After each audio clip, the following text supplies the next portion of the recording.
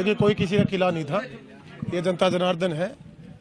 इसने जो हमें हल्के की सेवा करने का सौभाग्य परमात्मा ने हमें दिया, आज जनता ने उसको लौटाकर मुझे आशीर्वाद के रूप में विधानसभा में भेजने का काम किया है। और मैंने पहले भी आपको कहा कि मैं जो बात कहता हूँ उस पर खड़ा रहता हूँ, अपनी ज़बान का मैं पक्का हूँ। आने वाले समय में जनता का आशीर्वाद मेरे साथ बना रहे।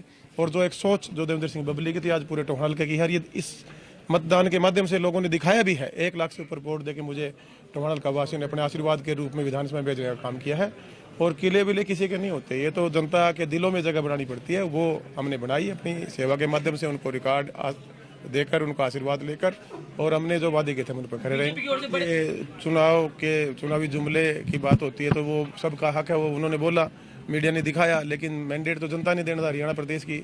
आज जनता ने जो दी आपके सामने है।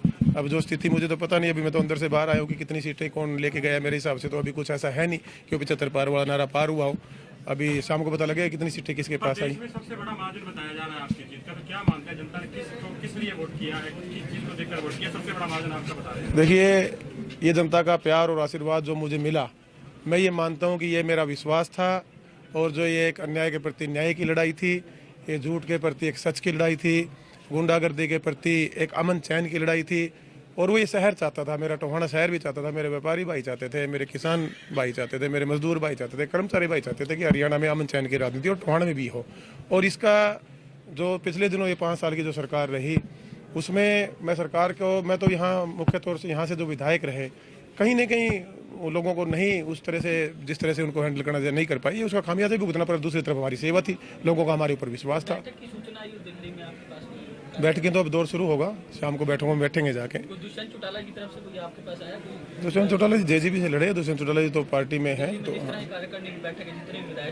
जाएंगे, मिलेंगे सबसे, बैठेंगे उनके साथ। एक उम्मीद जगी है टोहाना की जनता की आपसे, आपने अपने मैनिफेस्टो में जो वादे किए हैं, तो उन वादों पर खरा उतरने का प्रयास करेंगे? बिल्कुल, हमने जो जनता से वादे किए हैं, मैं अपने आखिरी सांस तक, अपने खून के आखिरी कतरे तक उन वादों पे खड़ा रहूंगा।